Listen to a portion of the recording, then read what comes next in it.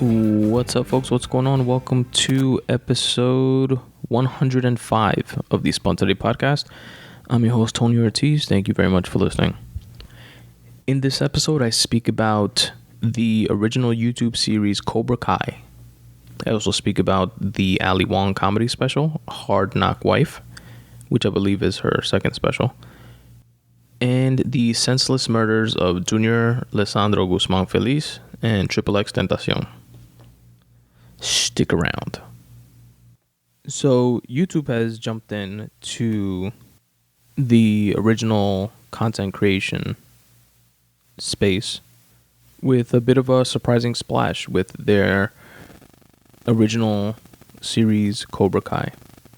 And I don't want to say original content creating space because that is what YouTube is, right? Like anybody that has videos on YouTube, it's their original creative content, and they're by far the largest library of videos. It's like the go-to place for videos. Vimeo to a lesser extent, but every other video platform pales in comparison to YouTube. But what I mean by original content is like creating its own like series and shows the way that Netflix does and Amazon does with like Sneaky Pete, or Netflix does with a slew of shows that it's created, like House of Cards and Ozark and 13 Reasons Why and etc. And I'm not sure if YouTube has, I know they have other content, but I don't know if Cobra Kai was like their first or just like their first hit.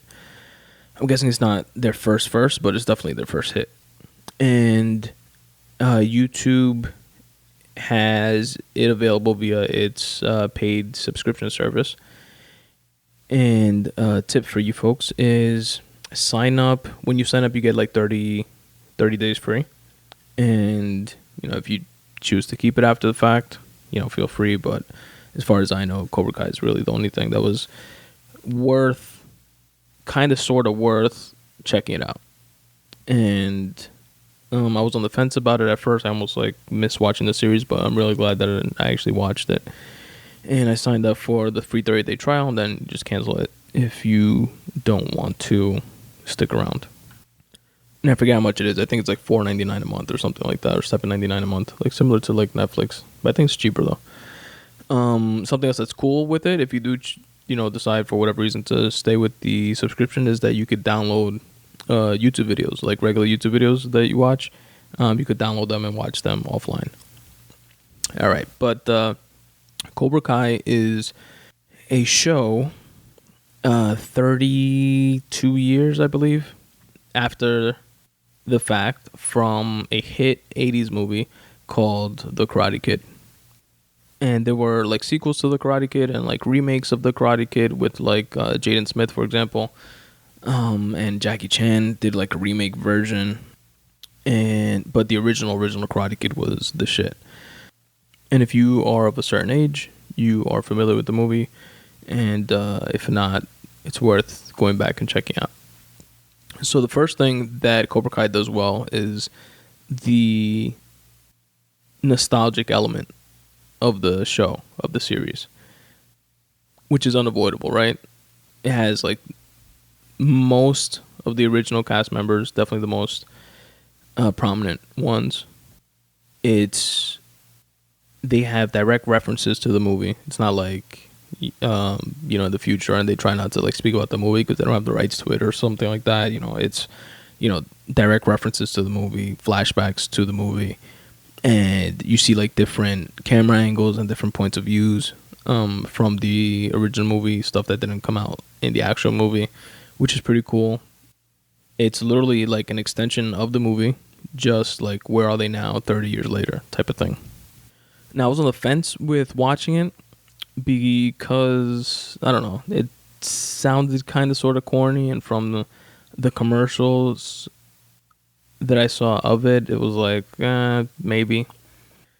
But it seemed kind of like corny-ish. And YouTube, by the way, you can watch the first 2 episodes for free without even like signing up or whatever. And that's what got me into watching the episode. Were 2 things. One of my coworkers saw the series and he loved it. The other thing was Before that, I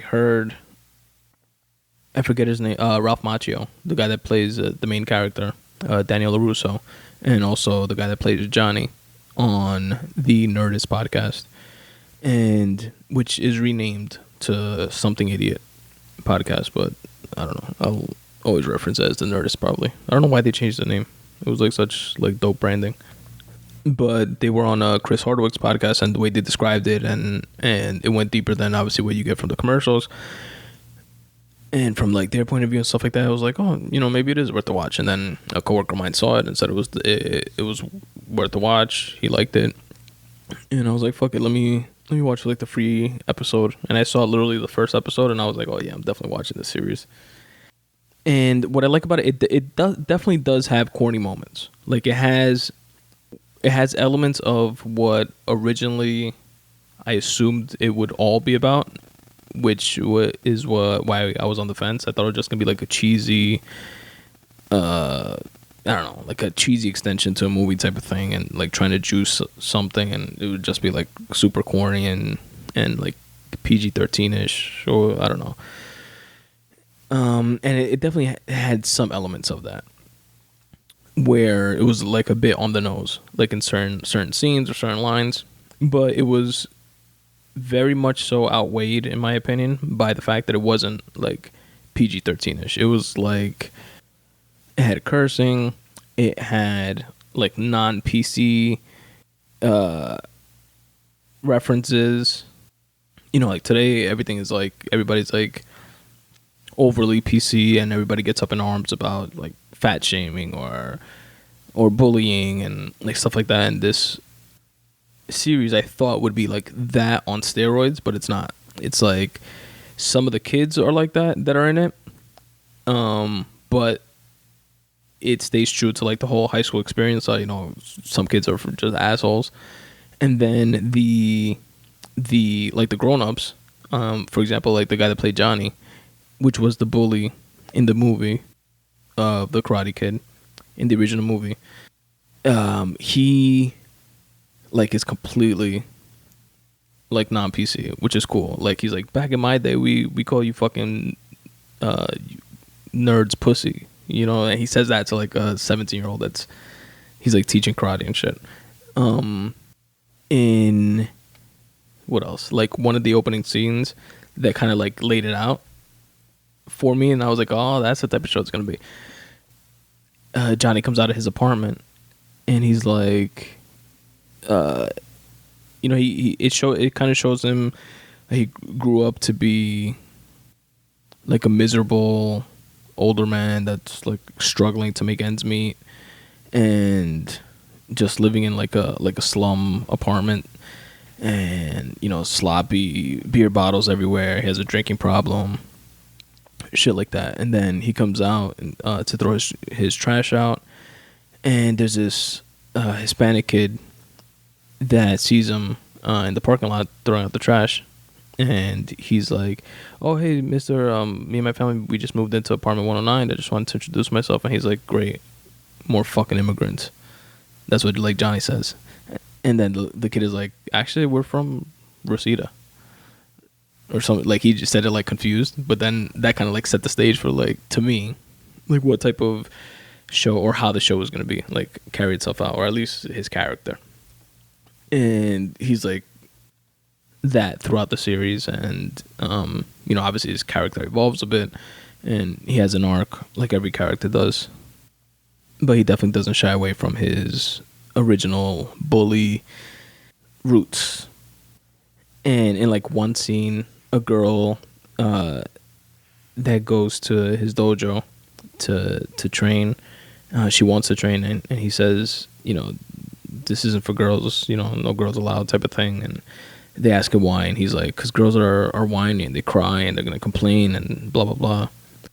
But then he asks her like why she wants to join, if she's gonna bullied and stuff like that, and she says yes. And she says that she gets like emails and text messages saying that she should kill herself and that she's fat, and makes her not want to go to school sometimes, etc. And it's kind of like this like aw like moment, and then he's like looking at her like concerned, And then his reaction to that is, and do you know who these kids are? So you could like kick their ass. And she's like, no, they normally send like messages like that anonymously. And he has like this look of concern in his face, and you think it's like a concern for the girl like getting bullied, and he's like, those fucking pussies. In my day, if you wanted to bully somebody, you did it to their face. There was some pride in it. There was some, it took balls to bully somebody. These little bitches nowadays just hide behind tablets and phones and shit. And to me, it was like an oddly refreshing take on the situation. Then Daniel LaRusso, for those of you that didn't watch The Karate Kid, is a kid that he goes from Jersey to LA when he's younger, and he is the son of a single mom, and they're kind of poor, and he's a new kid in the school, and he gets bullied by this kid Johnny, who's like one of the popular kids and comes from an affluent family. It's like a feel-good 80s movie where the kid that gets bullied winds up overcoming the bully at the end and being like the hero. And he grows up to kind of be like definitely successful in terms of financially, and his family life seems very stable. He has a wife, he has a daughter, he has a son, and he has a successful business in the same like town that he grew up in. Oh, shout out to Brett Ernst, by the way. That's a Comedy Store comic and a host of the What's on the List podcast, and he is in the movie as well. He plays Daniel LaRusso's cousin. I'm sorry, in the TV show, and he's funny. So Daniel grows up to be kind of like snobby, not like super snobby, but like enjoying his wealth, kind of snobby. You know what I mean? So the way it's shot, like from the beginning, you kind of like feel bad for Johnny, like the bully guy. So Johnny doesn't have much going for him. He winds up getting fired, and this little the next door neighbor kid that he called an immigrant said, or he bumped into him, and he was getting bullied by a bunch of kids from his school, and then Johnny like jumped in, but he only jumped in because they like punched the kid and knocked him onto his car. And he told them to get the fuck off his car, and then he was just gonna let them like beat him up. But then they started like cursing at him, and then Johnny, which is the bully from the Karate Kid movie, he like just fucked them all up with karate, and which again isn't like PG-13 shit, like 40-year-old man fucking up a bunch of 16 to 17-year-olds, which is funny. But then the little kid sees that, and he asks him to like teach him, and he says no, blah blah blah. But then he had just gotten fired, and he told him that he would pay him, so he says yes, and that kind of like steamrolls, that kind of like snowballs into him reopening up the Cobra Kai dojo and getting more students. And it was an interesting juxtaposition in that the bully from the movie winds up being like the trainer for all these like nerds and geeks and the kids that get like picked on in school, because the Spanish kid winds up getting like his friends to join and stuff like that, and it was like interesting. And then on the flip side, like Daniel LaRusso, he's just running his successful business, but then he gets the itch, and he's reminiscing about his like karate days and stuff like that, and he used to train his daughter, but then his daughter like grew out of it, and was kind of like a popular cool girl in school, and she's more into that than chilling with her dad and doing karate and shit.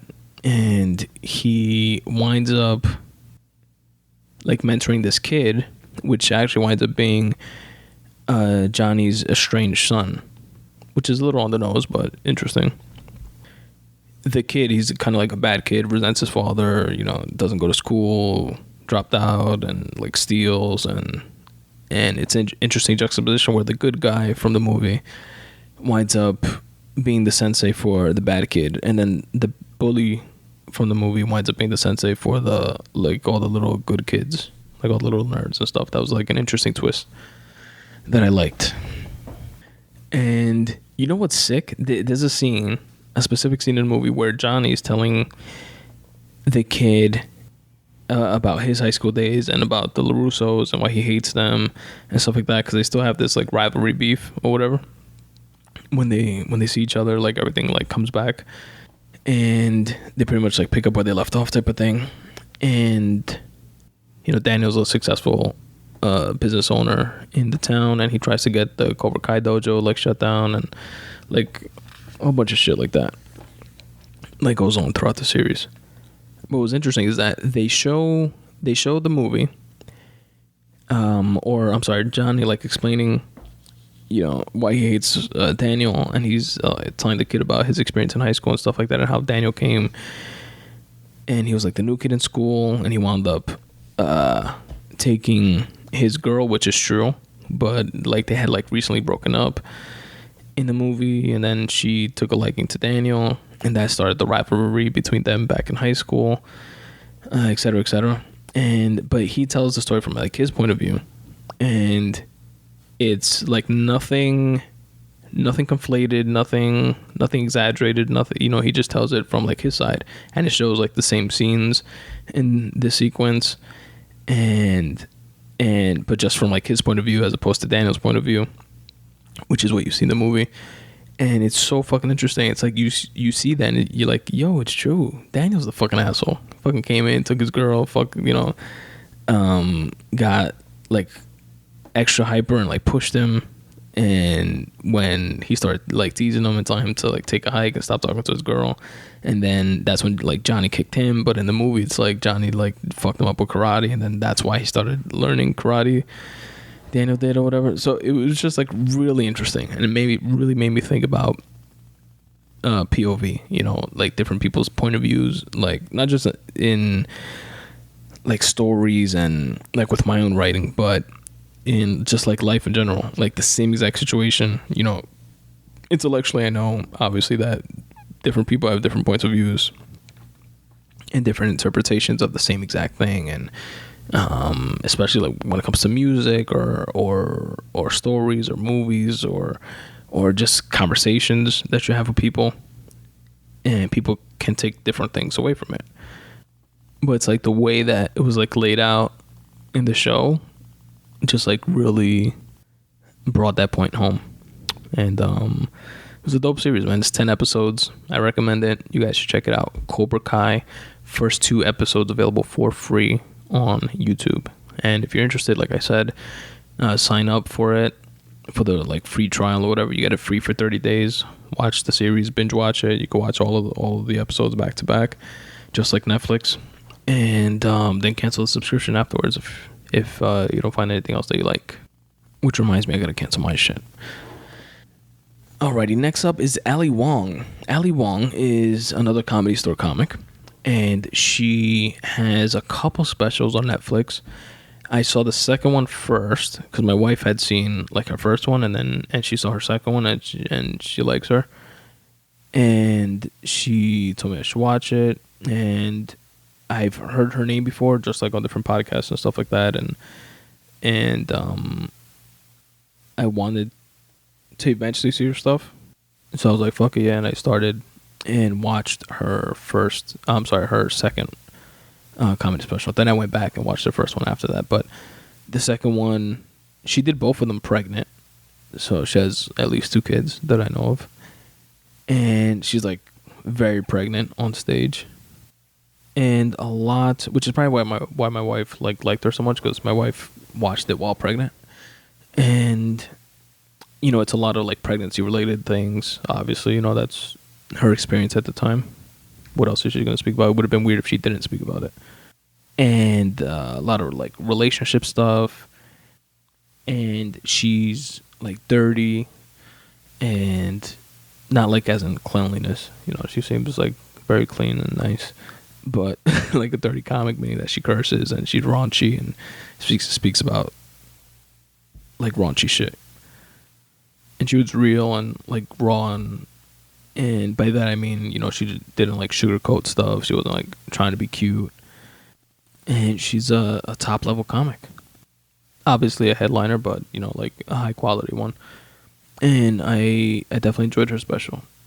She speaks about her husband, how she like met her husband and found out that he was going to like Harvard Business School or Harvard Business Grad School or something like that. And she was talking about like she was like, her first thought was, and you think that she's gonna say like, I have to get him to notice me and maybe he likes me out and he's like the guy of my dreams, or he's gonna have a lot of money or whatever. And she was like, I gotta trap his ass. And it's funny, she's Asian too, which I don't know why, but to me it adds to like the funniness. I don't know why. That's probably racist, but I'm not racist, I swear.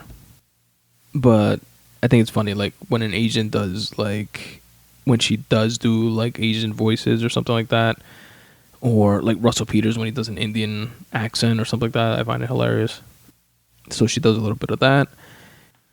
She was definitely amusing to watch, and I laughed out loud on more than one occasion throughout the special. What else? She's wearing like a dress in it, and she like lifts her dress up and like shows her panties and shit a couple times, which I thought was pretty ballsy, even though she doesn't have balls. What else? And she's actually more popular than like I even knew of, because like I knew her name just from like the whole, a lot of podcasts I listened to and the whole Comedy Store crew.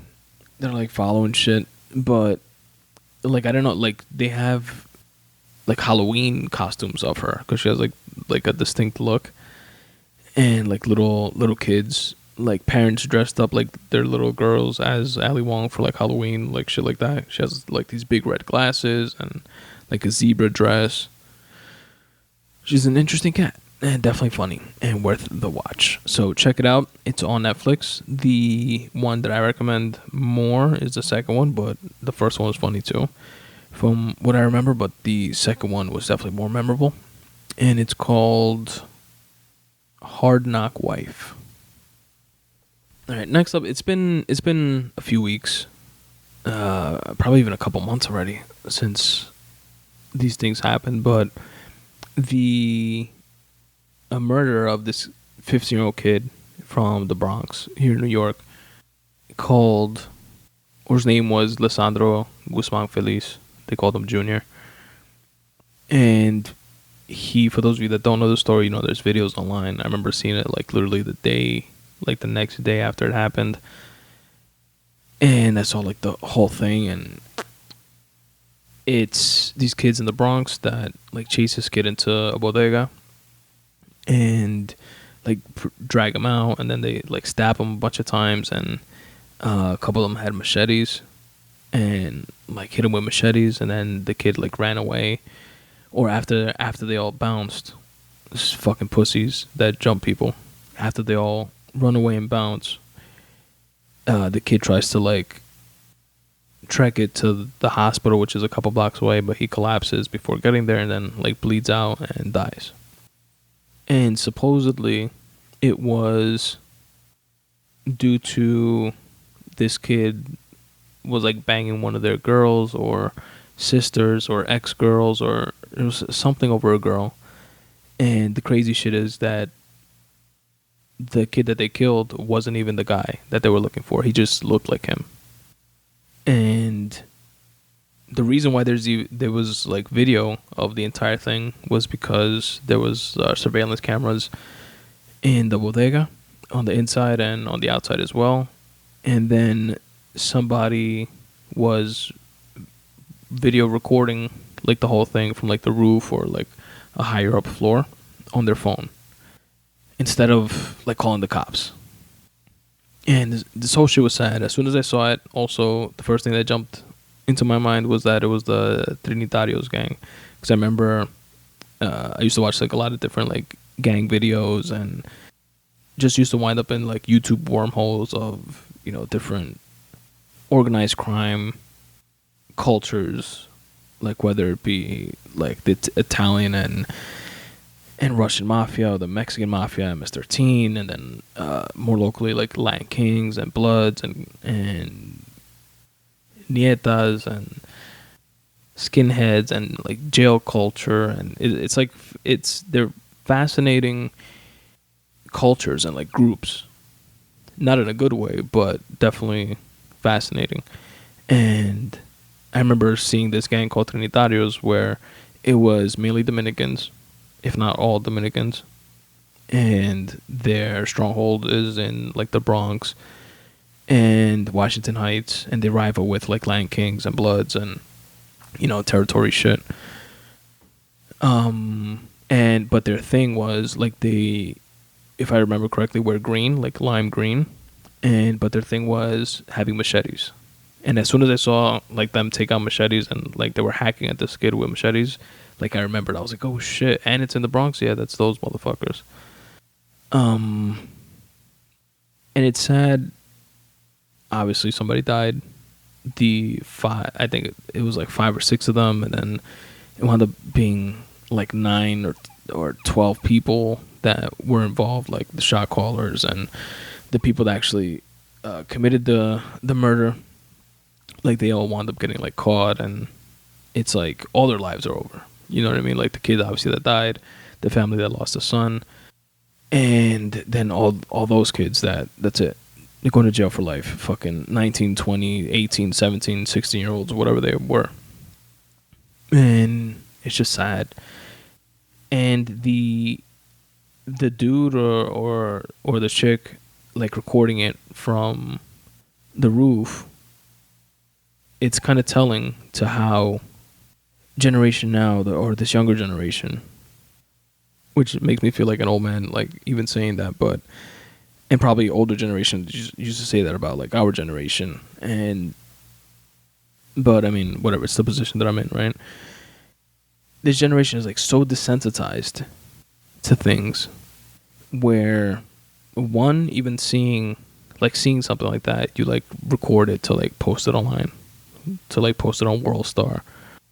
And 2, where the kids involved in that act, not that murders and like gang violence and shit like that didn't always exist, because it has, and maybe now it's just more prevalent because people are capturing it on video and stuff like that, and that's definitely part of it. But I just feel like this like killing is no longer like the nuclear option. Like before, like at least like gang violence and little cliques and stuff like that, like back in when I was in high school and shit. And that's like the era that you go through. Like you're more, that type of shit is more in your face because kids are, you know, more impressionable, and you know, it's a known fact that gangs and cliques and shit prey on junior high school and high school kids because of that fact that they're more impressionable and they don't have anything going for them. And that's how they recruit people, etc. But like the big thing when I was in school was getting jumped. Like you get jumped, like punched and kicked, and you get stomped out. Like that was a big thing. Like, oh, you got knocked down and then they stomped you out. Like that type of shit. Or like shooting the fair where it's like one-on-one. Like getting robbed, like that type of shit. But like somebody getting killed or something like that, that was like a nuclear option type of thing, you know, like that's how it was viewed. That's why that's how it was like thought of. But like now I feel like it's no longer a nuclear option. That's just like one of the options. Like I feel like just as easily as a kid could like get jumped, is like just as easy as he could get shot, just as easy as he could get stabbed, just as easy. It's just like one other thing, like, oh, you know, my tool belt of like 5 options: punch him, shoot him, stab him, spit in his face. I'll pick stab him today. You know, like it just feels like very watered down in terms of an option. And again, maybe I'm wrong. Maybe it's just because, like I said, it's you see it more now because of technology and shit. But I don't know. That's just the general feeling I get, and it's fucking sad, yo. The bodeguero, the owner of the bodega, got a lot of shit, and people say that he should have helped because, like, in the surveillance footage, you see him like running in, and he tries to like go behind the counter, and the guy pushes him out, and then when the other guys come in, which at that point, you know, somebody runs in your store and tries to jump behind, you're like, yo, what the fuck? You don't know what's going on. And at that point, I wasn't with the criticism of the bodeguero. And I don't even know if I am, because I wasn't there. I don't know the story. Some people say that he was involved, that he knew the gang guys, and it was all planned or some like conspiracy theory type shit. But just from the standpoint of what I could see in the surveillance video, somebody runs in and tries to jump over the counter to behind where I'm at. It's like, of course I'm going to tell you, get the fuck out. Like, I don't know what's going on. But then when they come to the guys that like jump him and stab him, come into the bodega, and they start like pulling him and like dragging him out. The bodeguero guy looks like he's helping them, but I don't know if he's like just trying to get everybody the fuck out of his store type of thing, or what. But the criticism is, you see, 5 or 6 people like jumping a kid, a 15-year-old, even though he looked older. He looked like 18 or 17. He looked just as old as the guys that were jumping him, which are probably all around the same age anyway. I don't know what their exact ages were, but he was 15 and looked a bit older. But the criticism was, why didn't he help? They said he could have stopped it if he intervened. And from his point of view, he sees these dudes with like knives and, gangster kids and machetes and shit. And should he have helped? I don't know. How? I heard a story that he has a gun in the bodega. Definitely, if he did, it's kind of like, yeah, you probably could have pulled out the gun and like scared everybody away type of thing. And if it's true that he had a gun there, probably would have done that and called the cops immediately so they could come like settle shit down. But I don't know. I mean, I wasn't there. It's easy to like pass judgment when you're not there, you're not in going through the situation. But that said, I would like to think that if I was in that situation, I don't know how I would have reacted if I didn't like have a gun or anything like that, and somebody, crazy shit, just brawl breaks out in my store. But if I had a gun, I would like to think that let a shot off maybe, or just pull it out to like scare everybody and get everybody to stop and maybe kick them out the store that way. Then, call the cops. That'll be like the quickest, like, first thing. And maybe that's like the biggest criticism for that. Like, I don't know if he did that soon enough. I don't even know if he did call the cops, or maybe he did. Maybe he called them like right after. I don't know. So I'm speculating on all that other stuff, but just from the surveillance videos, it's like, I don't know. It could go either way. I understand both sides of the criticism there. Then right around the same time, you have the murder of the rapper XXXTentacion, which I had heard his name before because I know he was on. I think he was like one of the XXX's like freshman cover of up and coming like rappers or whatever. And he's supposedly like big on the internet or like streaming, like SoundCloud, like type of thing, popular with the younger generation. But I don't know like any of his music or anything like that. After he got killed, I went back and I watched a few of his videos. I maybe like 2 songs, a song or 2, but I saw like at least like 3 or 4 of his actual like interviews that he did like at radio stations or they posted on his like Instagram live and stuff like that. And he seemed like a troubled kid, but he did like and this is like the narrative that was like spoken of him as well. But I kind of saw it in his interviews, like the narrative fit, at least the interviews that I saw, was that he was like this troubled kid with like mental issues and shit like that, but that he kind of sort of seemed like he was starting to get his shit together, like starting to get his stuff in order. And he was like what, like 18, 19 years old. He gets gunned down in his car, which is sad, over some beef or something, or I think it was more senseless than that, but I think it was like a double thing, because it was like a beef, but the guy that like shot him robbed him. Like, he took his wallet, and I don't know if he took his wallet like because the point was just to rob him, or if that was just like a trophy type of thing. But what ties into the whole like senseless, desensitized younger generation, world star generation, is that kid or person that shot him literally was on his Instagram live talking about, I got XXXTentacion's wallet, I'm the dude that just killed him, and this video is going to go viral now, blah, blah, blah. Like, that's what he was worried about. He was worried about the video going viral.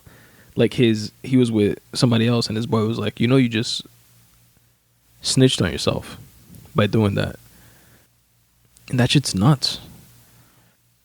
When, like, the recording and sharing and liking and retweeting and viralness or viral ability of something trumps what the actual thing is, whether it's something good or something bad.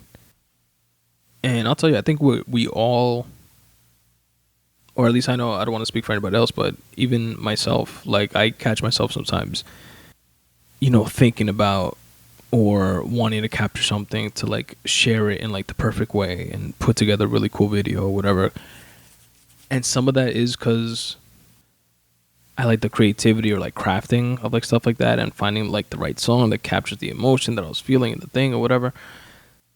And a large part of it, I know at least for myself, is I look back on a lot of pictures and stuff like that, and it's things that honestly, like, I don't think I would have remembered unless I thought really hard.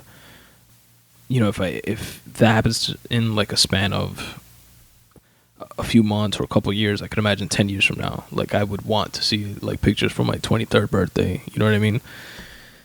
And be like, oh yeah, this person was there. Oh shit, I wonder what happened to her. Or, like, this is definitely in large part that. But there has to be, I know there is, like, some that pull to, like, post and get likes and that, like, unhealthy impulse that I'm criticizing this, like, younger generation for just, like, being on steroids with that shit.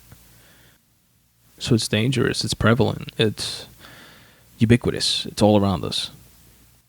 And that's why there's, like, psychologists studying the effects on children and minimizing screen time and stuff like that, and the whole no screens at dinner type of movement and stuff like that, which is good, because we should balance shit, that shit like this is what happens when you don't balance things, when you go off the deep end, when you kill somebody to fucking take a picture of his wallet afterwards and go viral. That's the extreme other end of fucked upness. And how do we fix all this stuff? I don't know. But I believe that speaking about it can't hurt. Putting it out there, highlighting how wrong it is, and putting that into the zeitgeist, via podcast, via conversation that you have with friends and family. Speak to younger kids that you have in your family, little cousins, your own kids. Like, all that shit is steps in the right direction, I think. Jamie Foxx, for example, during the BET Awards he was hosting this year, he, like, went off prompter or off script and started speaking about, XXX dying and the senseless violence that has been happening and, has been prevalent in Chicago and just in general, and speaking to the same issue. I thought that was pretty cool. And I don't know if it would be naive to say that that's all it'll take to balance things out again, just speaking about it, but it's definitely a step in the right direction. It'll get the conversation going. And the conversations precede action, and conversations help us figure out what those actions should be. And with that said, folks, that is episode 105 of the Spun Today Podcast. I appreciate the fuck out of you guys for listening. Stay tuned for the outro.